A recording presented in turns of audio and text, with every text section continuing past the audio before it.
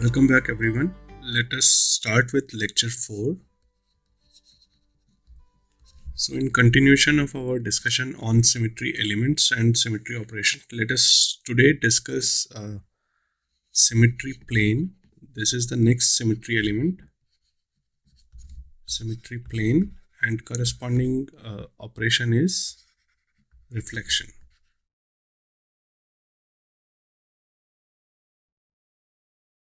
So before we actually go see examples, let us look at few important points about what symmetry plane is and what is the technical definition, etc.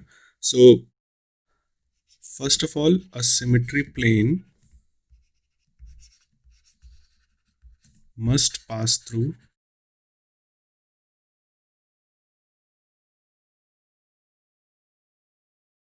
the molecule. So it should pass through or cut through the molecule, not lie outside the molecule, okay, or any object under study. So if you're studying something else, like not the molecule but any object, so the symmetry plane must pass through the object, okay, object under study. So this point is important because so far we have learned the planes while studying stereochemistry, where the planes tend to lie outside the molecule also, where we are trying to see superimposable or non-superimposable mirror images. So in this case, we don't want to use the same plane. So here the symmetry plane must pass through the molecule. So that's why it is this point is made. So if the reflection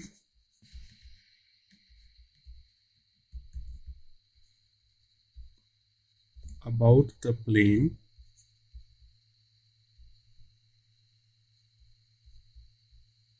takes the molecule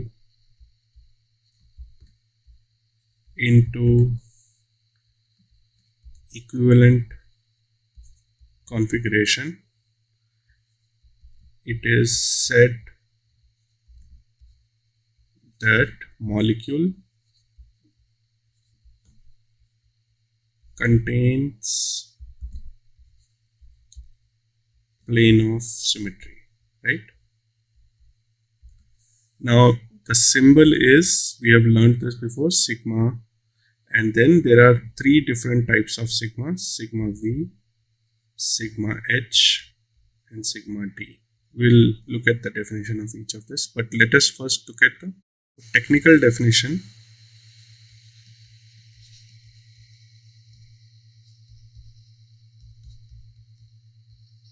of plane of symmetry.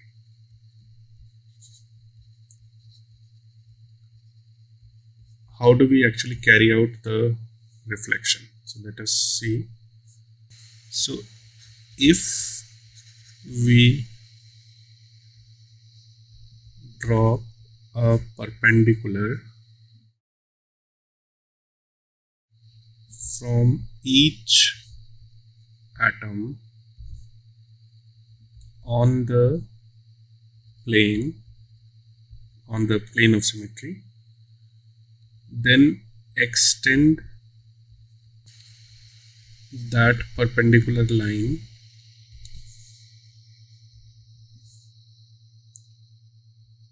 to the other side of the plane with an equal distance, of course.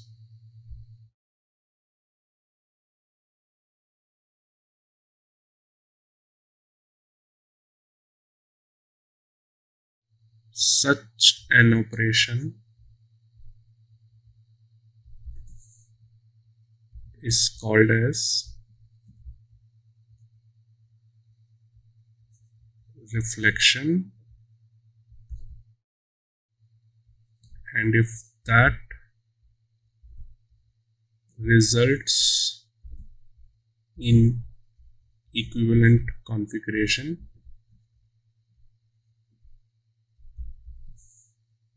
of the molecule,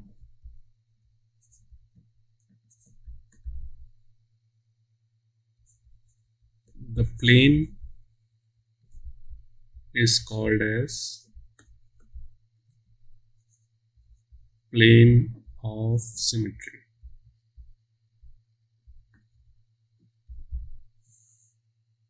So let me read this again. So if we drop a perpendicular from each atom on the plane, extend that perpendicular line to the other side to the plane with an equal distance, such an operation is called as reflection, and if that results in equivalent configuration of the molecule, the plane is called as plane of symmetry. Okay, so let us see a plane of symmetry. Let us try to see an example. If we have, let's say, a water molecule, and this is my plane of symmetry, which is perpendicular to the plane. If the water molecule is lying in the plane of this board, then plane is perpendicular to the plane of the board.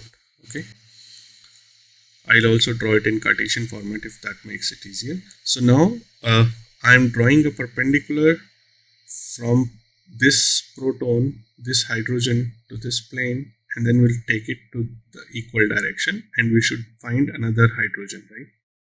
So let's say if this is 1 and this is 2, reflection about the sigma will give rise to H2 and H1, right? So the two hydrogens are swapped between each other, and now because this is an equivalent configuration, this particular plane is called as plane of symmetry. This is what this definition tells you, right? So if it is confusing to see the plane like this, so let's draw it in Cartesian system. X, Y, Z. Oxygen is lying on the origin. The two hydrogens are in which plane? YZ plane. Okay, as we drew earlier. And now XZ is the plane of symmetry. Okay, sigma XZ. Now if we put again 1 and 2, what do we get here? X, Y, Z, oxygen, hydrogen, hydrogen, 2, 1. Okay, so H2, which was earlier lying on the positive side of the YZ plane, now it goes to the negative side of the YZ plane, and similarly H1 comes back to the positive side. So this is how a plane or the reflection works. So let us see few more important points about plane of symmetry. So we all know plane is defined by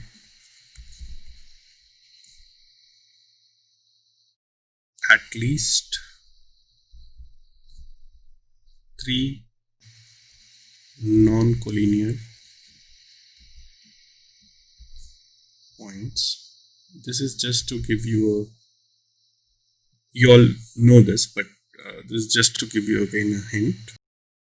How do you define the plane? Atoms lying in the plane of symmetry do not move upon reflection, right? This we already know, because anything which is lying along the symmetry element, that atom or point will never move, or a bond, right? That will never move. Any planar molecule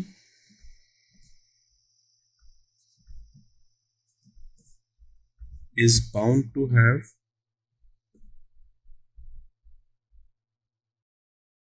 the plane of symmetry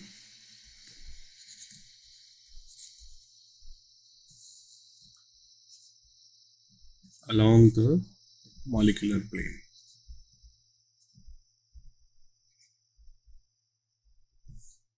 So we'll see that again when we look at the examples. So all atoms of a given species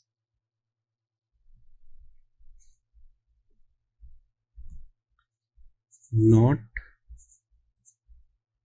lying in the plane must be present in even numbers. Again, this will be very clear once you actually look at the examples. Let me just list down all the properties and then we will look at the examples. Okay. So a corollary from this point, if there is only one atom of a given species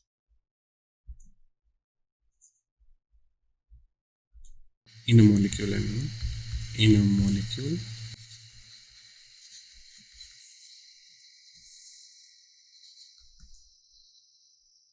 it must be present in each and every plane the molecule may have.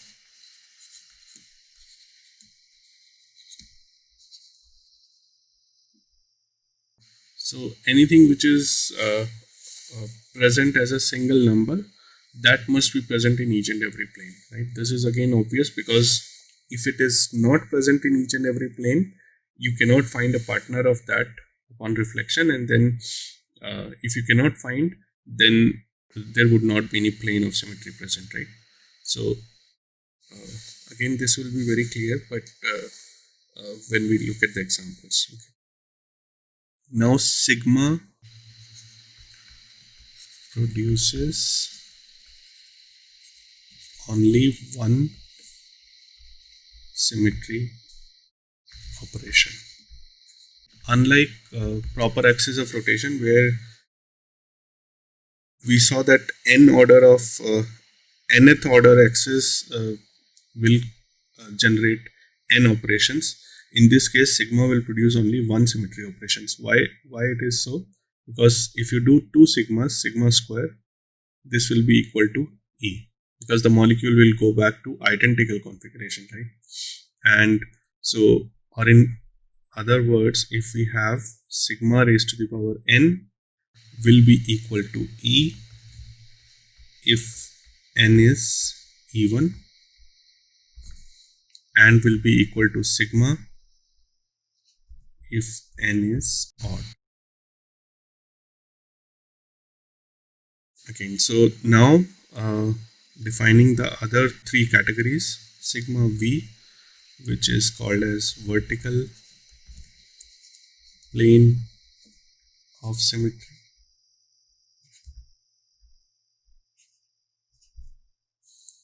So now this is defined as if the plane of symmetry lies along the principal axis.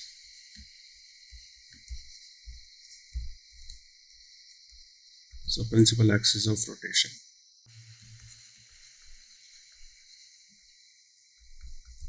It is called as vertical plane of symmetry. Sigma h, that is the horizontal plane.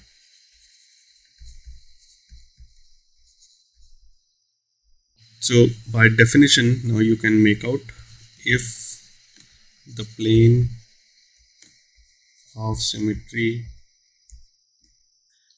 is perpendicular to the principal axis of rotation, it is called as horizontal plane of symmetry, right? Now let us look at the most crucial one, crucial in the sense it is sometimes difficult to judge which one is sigma D and which one is sigma V. Dihedral plane of symmetry. So sigma D, it's a subset of sigma V. Okay, so all sigma D's are also sigma V's, but not the vice versa. All sigma V's are not sigma D's. So that means sigma D will also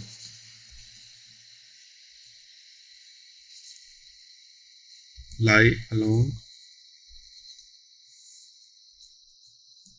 the principal axis, right?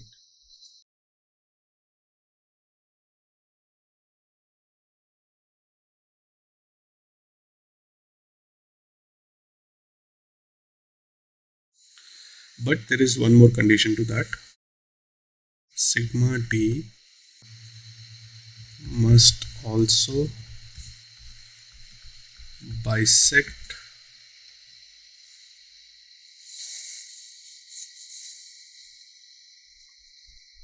the angle between two C2 axes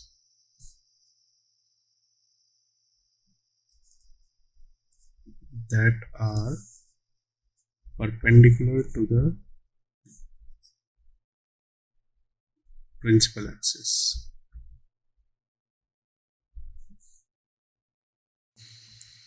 If it fulfills these two conditions, that it must lie along the principal axis and it must bisect an angle between the two C2 axes that are perpendicular to the principal axis, then it is called as sigma D or dihedral plane.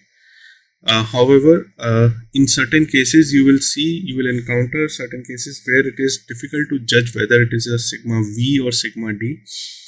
In those cases, actually it does not really matter to apply symmetry arguments to solve physical problems.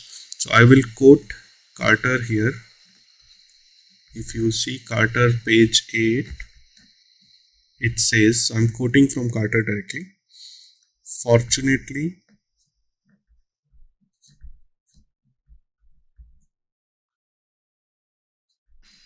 knowing whether a plane is to be called as sigma V or sigma D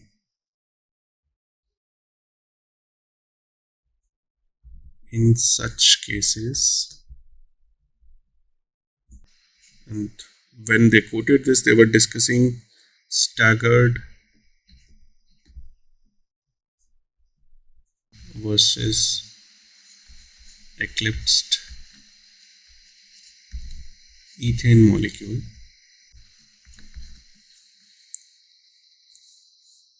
Is not crucial.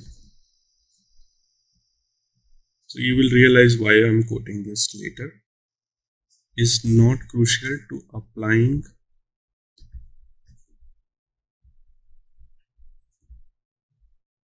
symmetry arguments to physical problems.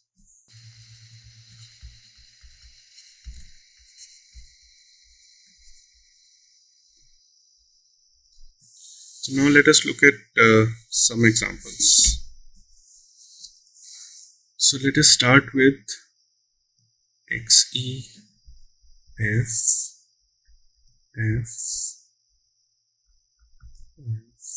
F. So we have 1, 2, 3, 4. Principal axis is C4 axis. We have already seen that C4 axis, which is going through XE and perpendicular to the plane of the board, right? So it is crucial to identify the principal axis because that defines which is your sigma V, which is your sigma D, which is your sigma H, and so on. So let us first list down the sigma V's. So sigma V's will be a plane which is passing through F4, XE, F2, these three atoms, and containing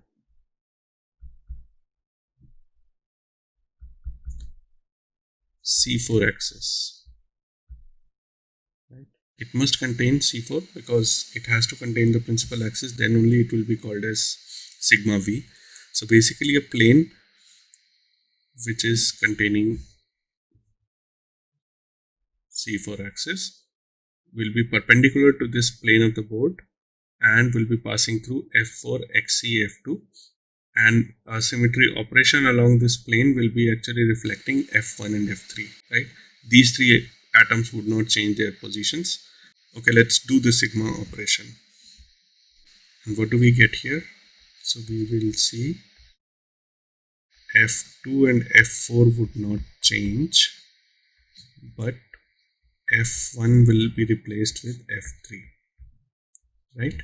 Because the plane is like this, and this atom will be reflected and this bond will be reflected with each other, right? Okay. Now let us go to other plane. So XE, F, 4 F's again. 1, 2, 3, 4. Now the other sigma V will be F1, XE, F3. So I will not do the symmetry operation now. Containing C4 axis. This is just to help you identify which plane is this. It is the plane containing these three atoms and is perpendicular to the plane of the board containing C4 axis. Okay. Now let us look at, so these are the two sigma V's which are present. Then there is sigma H, because this is a square planar molecule. So the molecular plane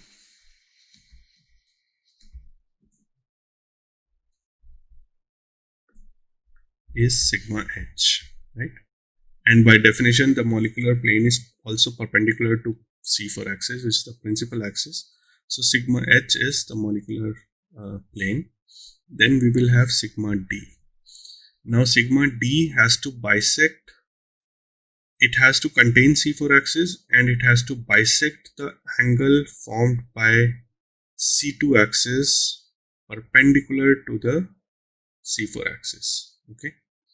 Or in certain cases, actually, you will see the definition: bisect two C2 axis or two sigma V's that are perpendicular to the principal axis.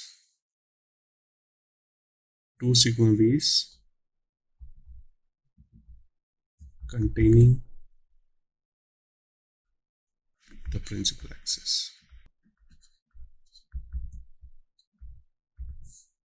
So it can be either of these. So if it is bisecting the angle between two C2 axes, the C2 axis must be perpendicular to the principal axis.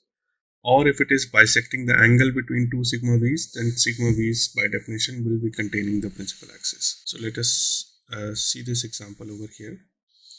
So XE, again, let me draw this molecule quickly. F.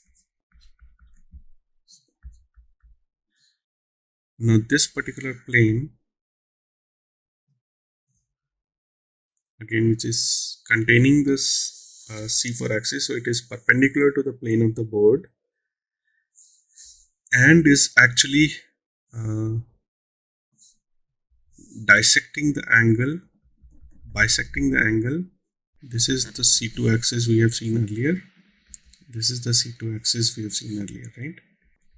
So it is bisecting this angle, C2 axis. Similarly, there is another plane which will be dihedral plane, which will be like this, right? So this is sigma D1, this will be sigma D2. Okay, so let us also try to do the operations So if we do an operation with sigma d1 and if we do an operation with sigma d2, what do we get? So we will get equivalent configuration in both the cases, but what will be the arrangement of the atoms? So if we do sigma d1, F1 will be reflected with F2. So we'll have F2 F1 replaced and F3 F4 replaced. So this will be F3 and F4. Similarly, if we are doing sigma d2, it will be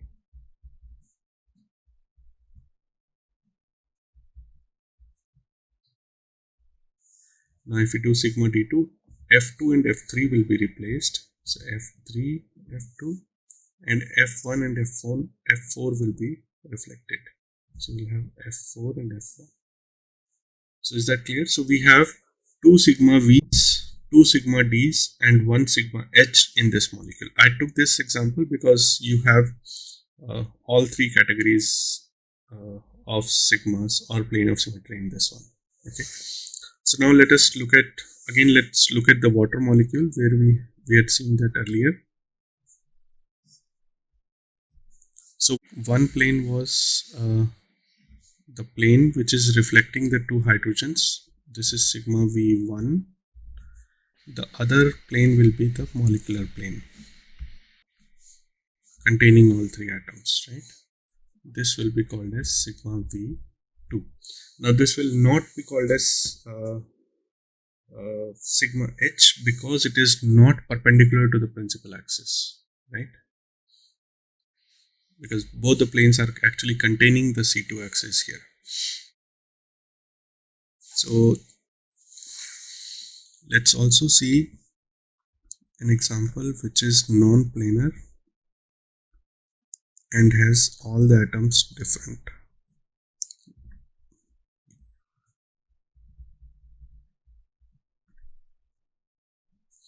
So can anyone see that this molecule has a tetrahedral type geometry, and it does not contain any atom which is repeated, right? So in this case there would not be any plane of symmetry. So no plane of symmetry is present.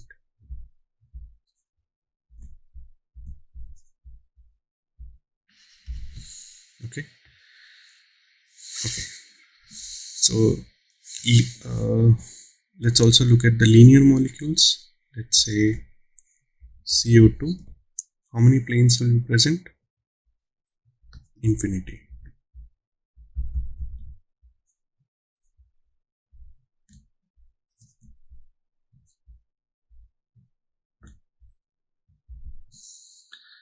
So infinity planes of symmetry as in, so you have this plane, then at slight angle to this there would be another plane, slight angle to it. So it will be all across this axis. So you have this axis going on, C infinity going through this, right? So this is C infinity. So all of them, so C infinity is again where the rotation is by 2 pi by infinity, that is rotation is close to 0 degree.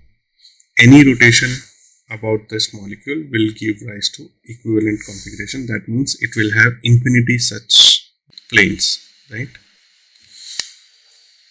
Okay, and this axis will be called as C infinity. So infinity such operations will be there because you can actually carry out the molecular rotation to 0.1 degree, 0.2 degree, 0.3 degree and so on. So you can be close to any small angle, so it will give rise to identical or equivalent configuration, and thus it will be called as C infinity.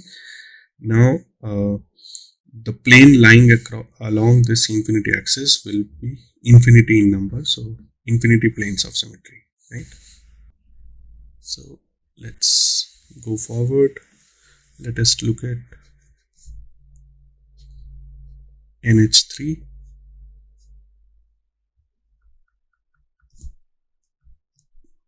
NH3 is like umbrella like configuration, so there will be sigma V1 which is passing through NH1.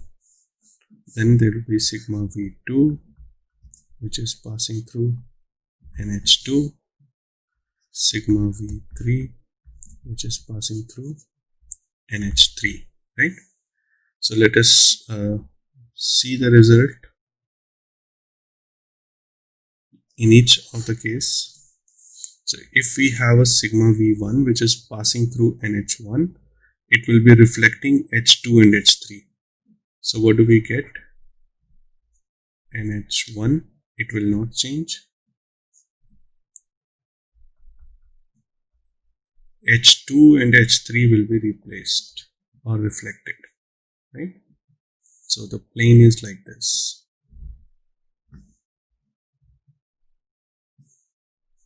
So H2 is coming out of the plane of the board and H3 is going behind the plane of the board. So H2 and H3 will be reflected. So H2 and H3 will be reflected. While N and H1, they are containing in the plane, so they will not change, right? Okay. Now similarly with NH2, if we see, now NH2 will not change. H3 and H1 will be reflected. So we will have NH1 and NH3 will be reflected, and so on. So you can think for yourself for this one. This is this one. So NH3, so H3 will not be reflected, whereas H2 and H1 will be reflected. Okay. So this should be very simple and straightforward to see. Now similarly, look at BF3. We have discussed this molecule earlier, when we were discussing proper axis of rotation. So if we do here, so we have one sigma H which is containing BF1, F2, F3, all four atoms basically. Then we have sigma V1 which is containing B and F1, right? Then we have sigma V2 which is containing B and F2. Then we have sigma V3 which is containing B and F3. Okay. So you should be able to now carry out operations for all these sigmas and see what you get. Okay.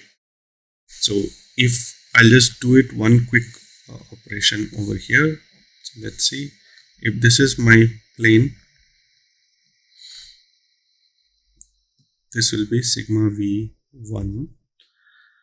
So B and F1 would not change. F2 and F3 will be replaced or reflected, right? Similarly, you can see what will happen if you do sigma H, if you do sigma V2, if you do sigma V3. Okay. Now, let us do a little home exercise and list down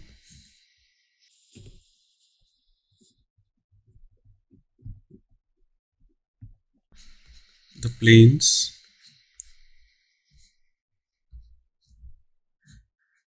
and do the operations, okay, corresponding operations. So how many planes are present, and then planes of symmetry are present, and then also try to do it by yourself. So unless you actually do it by yourself by just looking at the videos or by looking at other study material, you will never be able to figure it out. While if you practice, then only you will be able to figure out, because you actually have to sit in the molecule and see around yourself that okay, what a particular symmetry element or the operation is doing. So also take any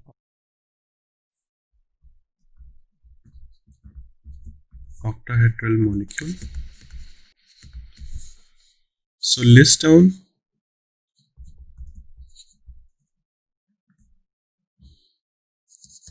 all the symmetry planes